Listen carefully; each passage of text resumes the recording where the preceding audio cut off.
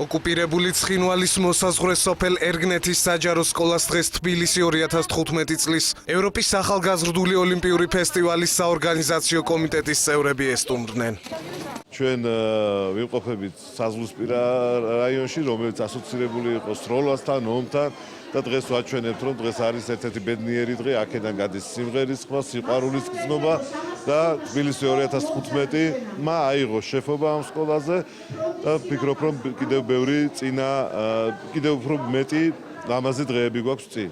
ეს თანადგომა ბევრს ნიშნავს, რა თქმა უნდა, ჩვენი სოფლისათვის, ჩვენი სკოლისათვის, ჩვენ ამას ვცნობთ, რომ ჩვენ მარტო არა ვართ, უფრო დიდი ძალით, უფრო დიდი ენერგიით შევუდგებით ამის შემდეგ მუშაობას. დიდი მადლობა ამის გულისთვის ჩვენ მთავრობას, ოლიმპიური ჩემპიონის ფესტივალის თბილისი 2015-ის ხელმძღვანელს პატრონ ალექსი ახვლედიას. ფესტივალის ორგანიზატორებთან ერთად ერგნეთში ნინო ჩხეიძეც ჩავიდა. მომღერალმა მოსწავლეებს და მასწავლებლებს საჩუქრად საკუთარი ალბომები გადასცა და ავტოგრაფები დაარიგა. დარდიმანდით აფხაზეთს ვართ, მხარდამჭერები ამ პროექტის, მაგრამ მართლა ძალიან ბედნიერი ვარ და მინდა დიდი მადლობა გადავუხადო ოლიმპიურ კომიტეტს, რომ მსგავს საშუალება მომეცა, რომ ვარ ამ ხალხთან ერთად. დღეს ყავდა სტუმრები, ძალიან გაგვახარეს, მოგვიტანეს საჩუქრები, ბავშვები საერთო ჯამში გმაყოფილები დარჩით.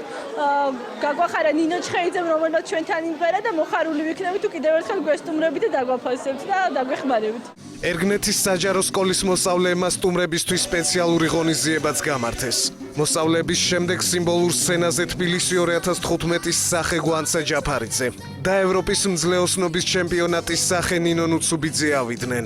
დღევანდელი ღონისძიება ჩვენთვის ძალიან მნიშვნელოვანია, რადგან თბილისი 2015-მა მეგობრობის ხელი გამოუწოდა ბავშვებს, მასწავლებლებს, რომლებიც მართლა ისეთ დიდ საქმეს აკეთებენ, რაც ჩემი აზრით და ვფიქრობ, რომ ნამდვილად გმირობის სტოლპესია. თბილისი 2015 ჩამოვედით ერგნათში, ბავშვებს და სკოლას გადავაჭით საჩუქრები, ძალიან კარგად შეხვდნენ და მოგვიწყვეს ძალიან თბილი დახვედრა.